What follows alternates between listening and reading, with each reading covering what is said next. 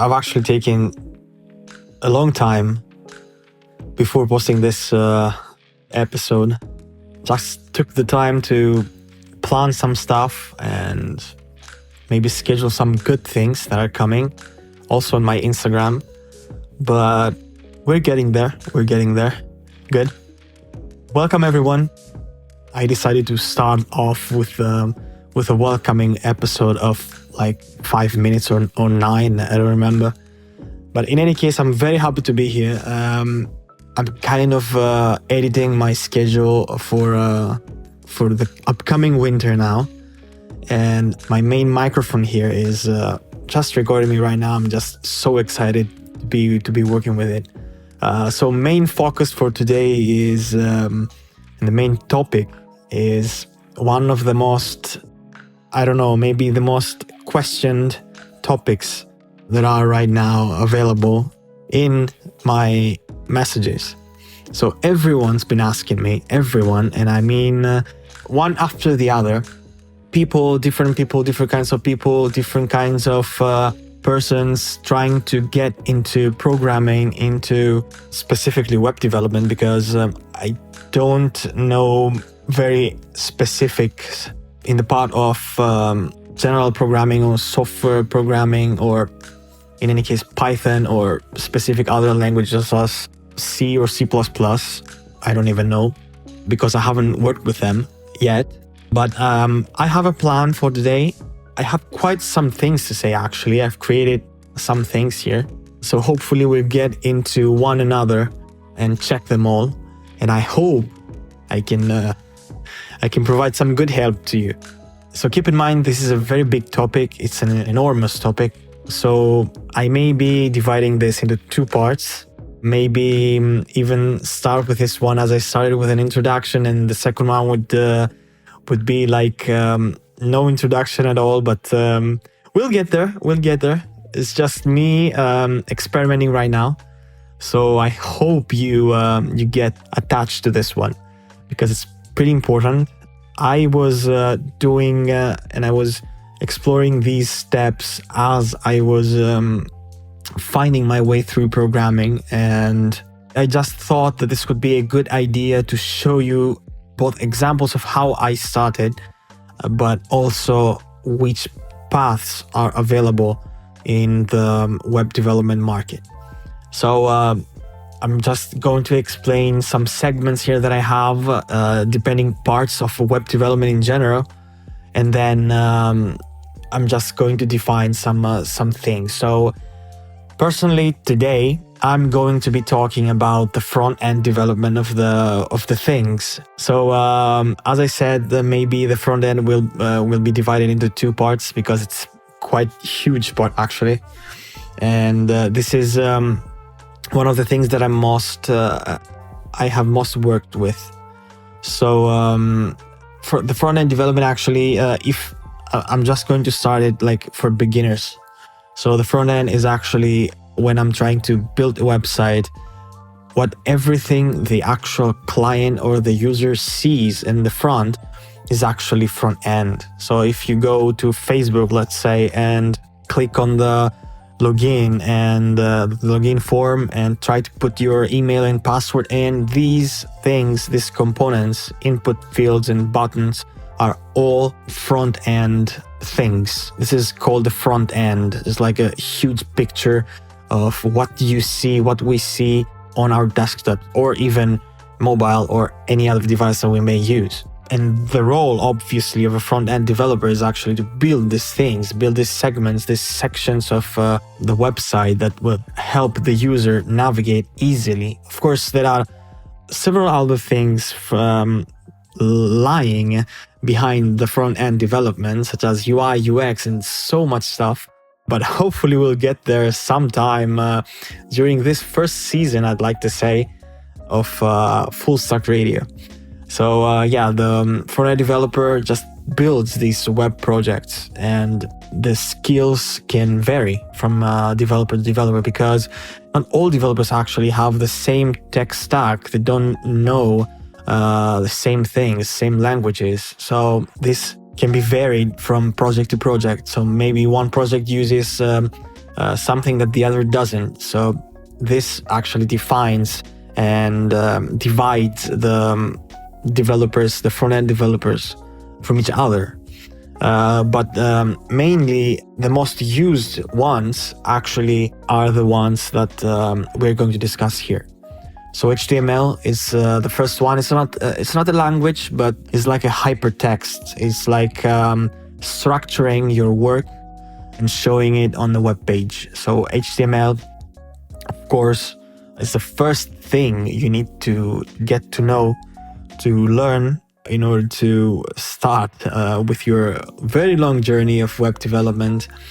Is like having tags. It has a structure. It builds the resources and the tools for the whole page. So imagine that you're trying to build a house. Then, of course, you put the structure on the necessary materials for the house to be gaining some height sometime in the future. So you need to have HTML as your base knowledge, because HTML obviously is structured, and if you don't have these foundations, then CSS and JavaScript that go after that will not be so strong foundations. So as we said, HTML is a structural thing, is a structural hypertext, and like a markup language. So CSS, what comes next, is actually a new way for you that you build just like dull and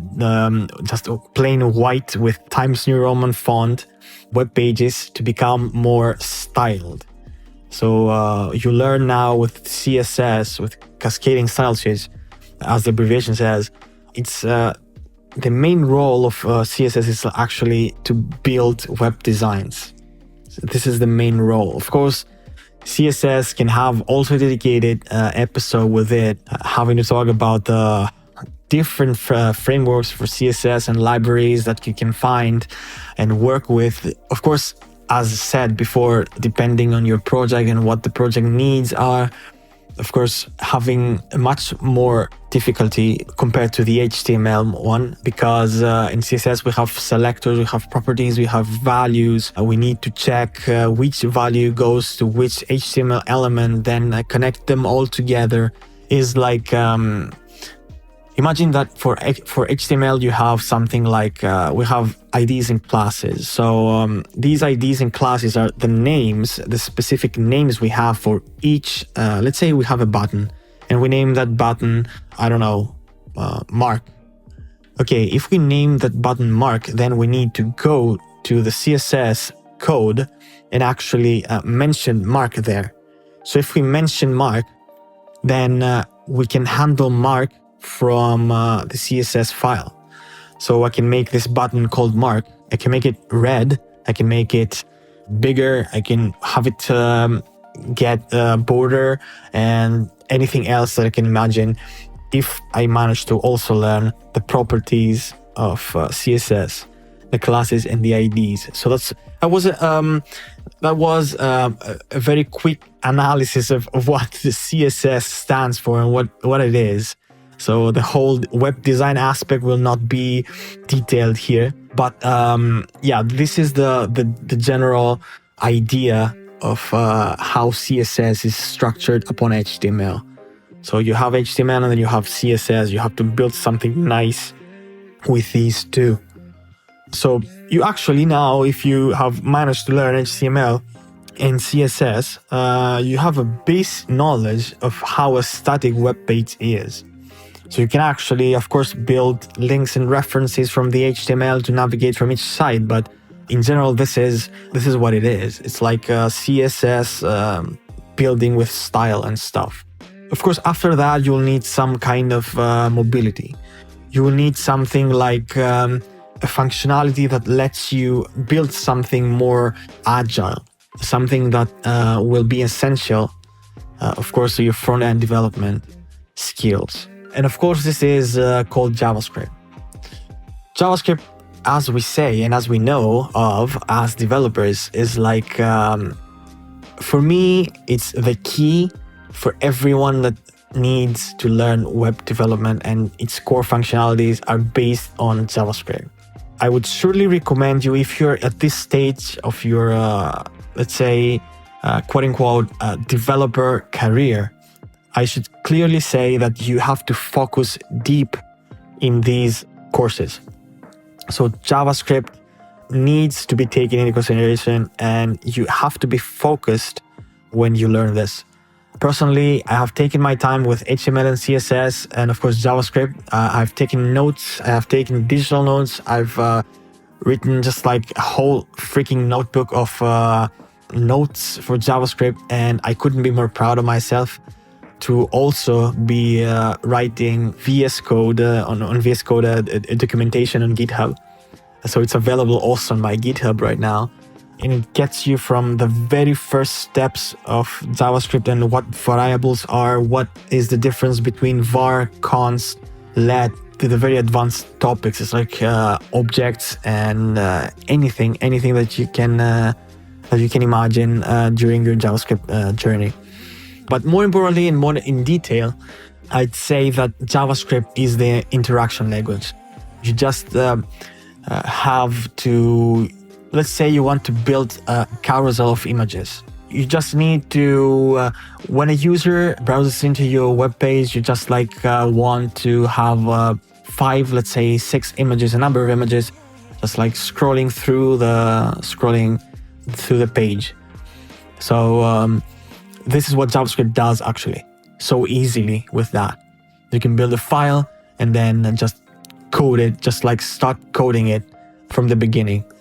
That's why this is a beginner-friendly way to learn JavaScript. Is like start by checking other projects, start by learning something, practice it, learn the difference between the variables, practice it. Just like every tiny bit of knowledge that you gain every day, just practice it. Because when you get out and you try to build something from the beginning with, let's say you have mastered JavaScript and you're confident with it, you're going to start with HTML, just like structuring with the web page and then styling it with the CSS. And then with JavaScript, you just need to show what you have. Then if you don't build some so good foundations with JavaScript, then I suggest you to just take a review, take a revision, because it's pretty important. Shows different things on web pages, and everything you see and interact every day is mostly JavaScript or anything related to that. Either frameworks or libraries, anything that can be mentioned here for JavaScript. But except from JavaScript or plain JavaScript or else vanilla JavaScript, we have also many frameworks, both for CSS and JavaScript. For CSS, we have different kinds of names. We have SCSS, we have Sass, we have Bootstrap, we have Tailwind CSS, which I love to work with. Tailwind is amazing and has also some custom components. In terms of JavaScript, we have React, we have Angular. All of these are just built from JavaScript. They are built with the base code of JavaScript, and then working their way through to make the developer's life easier. It's like saving more time, saving more resources and more space. Of course, time is the most valuable thing for developers. So in case you're in this place, in this section of your coding journey, then I suggest you to do a good search, actually, a good research of what you actually want to achieve and what you actually want to build every time. So it doesn't matter if you actually do something wrong. Just like let's say I just learned HTML, I just learned CSS, I just learned JavaScript. Now is the time for me to select or choose a framework or a library. Let's say I'm between Vue, React, and anything else. Let's say I cannot make my mind up of what to think. That's okay, because if you actually select React, then you will actually build a number of projects. But may the time come when you will need Vue.js skills. That's okay though, because these are pretty similar things. As I said, all are based on JavaScript. So anything you'll need is actually on your hands already. It's just like you have the base. You just need to learn the syntax. It's just like that. It's just as plain as I can make it. You're actually took the time to learn, took the time to show that you're there, and you actually built some projects. So nothing could stop you right now. You already have the knowledge. So these were actually the most popular, let's say, front-end frameworks. Whether you want to use a framework or not, selection is your own option. Of course, most of the companies or work environments have, let's say, these limitations for you to know at least something. I don't know, as we said, if you know some JavaScript and some fundamentals of JavaScript, then it is easy for you to learn some fundamentals of React or Vue or jQuery or anything like that. But keep your mind at it, because JavaScript, after JavaScript and during JavaScript, things get a little bit more important and need more attention, but are also exciting. They're very exciting. Actually, with JavaScript, after JavaScript, things get exciting. That's what I have to tell you from my personal experience, at least, because after JavaScript, everything started going well. JavaScript and then after React, because I'm trying to master React right now. I don't think I will master React, but I'm going good with it. Okay, so just like doing a big summary here, it's just like there are many courses that you can take. Just to be honest with you, either if you want to pay for something or have it free, there are plenty of resources. Personally, from what I think, you can find a way to just learn free, really now. Because I have started with a site back in 2013, if I'm not wrong, which was called Solo Learn.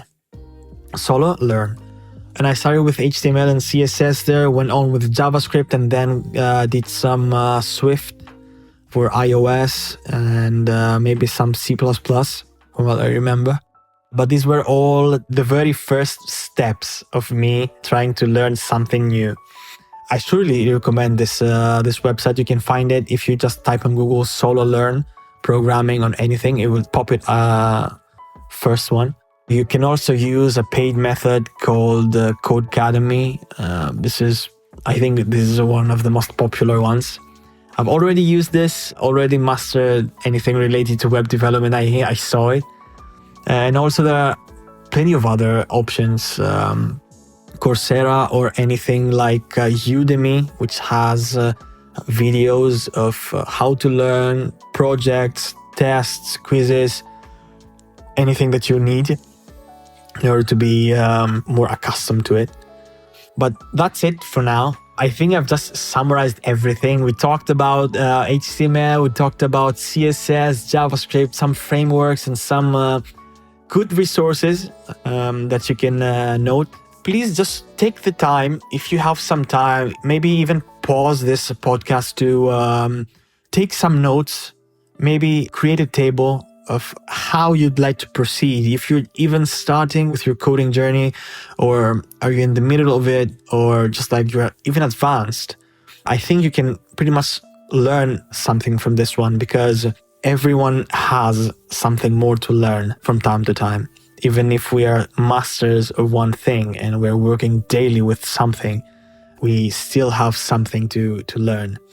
So just take a moment, take a step back, and don't confuse yourself, because this is a pretty important and exciting decision, as I'd like to say, because I was pretty happy when I was doing the same thing. Actually, I just took out my agenda and started writing tables of how I'd like to proceed with my web development journey.